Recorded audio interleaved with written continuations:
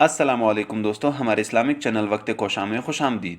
उम्मीद है आप सब खैरियत से होंगे। आज की इस वीडियो में हम तिब नबी सल्लल्लाहु अलैहि वसल्लम की रूह से वबा से मुतासिर इलाकों में आमद व रफ्त के बारे में जानेंगे कि वबा के अयाम में कौन कौन सी एहतियाती तदाबीर इख्तियार की जाएँ। रसूलुल्लाह सल्लल्लाहु अलैहि वसल्लम ने उम्मत को ऐसे इलाके में जहाँ बीमारी पहले से मौजूद हो दाखिल होने से रोक दिया है, और आप सल्लल्लाहु अलैहि वसल्लम ने जहाँ बीमारी फैल गई हो वहाँ से दूसरे ऐसे इलाके में जहाँ ये बीमारी ना हो भाग कर जाने से भी रोका है, ताकि वो इलाके भी मुतासिर ना हों। इसलिए कि जिन इलाकों में बीमारी फैली हुई है वहाँ जाने का मतलब है कि आप खुद को उस बला के सामने पेश कर रहे हैं जहाँ मौत अपना मुंह खोले खड़ी है।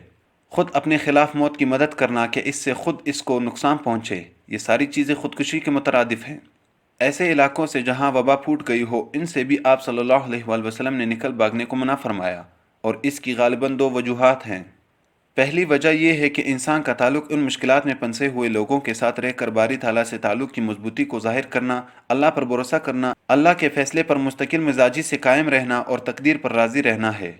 दूसरी वजह वो है जिसे तमाम माहिरीन तिब ने यकसा बयान किया कि हर वो शख्स जो वबा से बचना चाहता है, इसको लाजिम है कि वो अपने बदन से रतूबात यानी नम फजलियात को निकाले और ग़िज़ा की मिकदार को कम कर दे, इसलिए कि ऐसे मौके पर जब वबा का ज़ोर है तो बदन में जो भी रतूबात पैदा होगी वो रतूबात फजलिया यानी पखाना में तब्दील हो जाएंगी। इसलिए कम से कम ग़िज़ा इस्तेमाल करें कि बदन में ज़रूरत से ज़्यादा नमी पैदा ना होने पाए, और हर ऐसी तदबीर इख्तियार करना जिससे ये नमी खुश्क हो जाए या कम होती रहे ज़रूरी है। अलबत्ता जिन मकामात पर वबा फूट चुकी हो वहाँ दाखिला पर पाबंदी में चंद हिकमतें और फ़ायदे हैं। पहला फ़ायदा ये है कि परेशान कुन असबाब से दूरी और अजियतनाक सूरत हाल से परहेज़ रहेगा।